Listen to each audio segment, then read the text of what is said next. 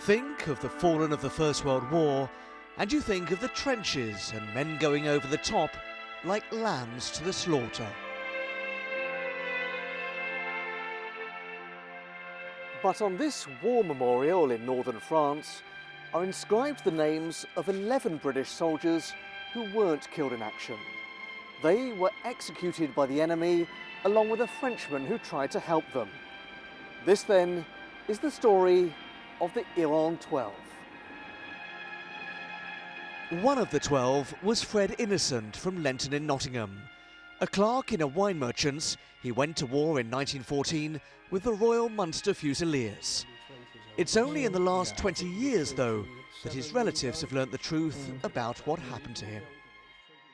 Well, we always understood that he'd perished in a fire in a barn in France, and my grandmother was always adamant that that was how he died, and that was it. But to discover that it wasn't like that at all was actually quite a shock.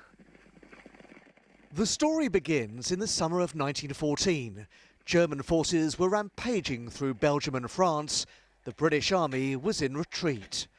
As the Germans swept southwards, the British fought rearguard actions at Le Grand Fete and Étreux. Many soldiers became trapped behind enemy lines. Some, including Fred Innocent, took refuge in the Nouvion forest, hiding in huts used by local woodcutters. I've come to the forest with historian Dr. Hedley Malloch, who uncovered the full story of the Bearne 12. For the soldiers, he says, life on the run meant living hand to mouth. They had barely enough to keep going. Most of them, when they were found by the villagers round here and taken in, were starving.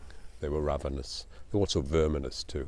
And always the terror of being caught. Always the danger of being caught and a very uncertain future. A danger which was growing as the Germans began plundering the forest for timber. Eventually, sometime in the autumn, a group of 9 soldiers, among them Fred Innocent, felt they had to move on. They headed for fields on the edge of a village called Bearne, where they took shelter in a makeshift hut. It was here that a retired textile worker called Vincent Chilandre stumbled across the men scavenging for root crops. He told the owner of the village mill, a woman called Léonie Loger. The two of them took pity on the British soldiers, and they and their families started taking them bundles of food. As winter began to bite, though, the French villagers felt they had to do more.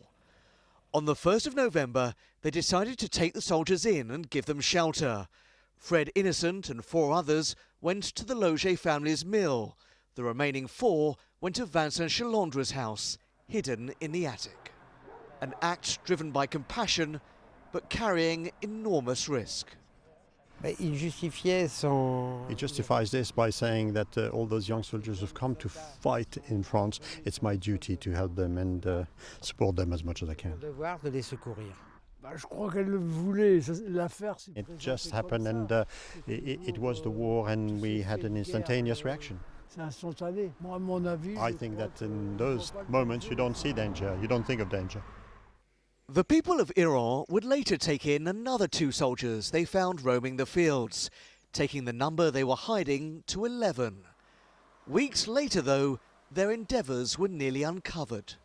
The Germans had had a tip-off that there were British soldiers hiding in Léonie Loger's mill, and suddenly turned up on her doorstep. 40 armed motorcyclists arrived here. They knew that the soldiers were here. Madame Loger held them off while her daughter Jeanne went to warn them. They escaped and they went out the back door. When they searched the premises, they missed the soldiers' pay books, which were piled up on a table. So the raid was incompetently conducted, and that's how they got away.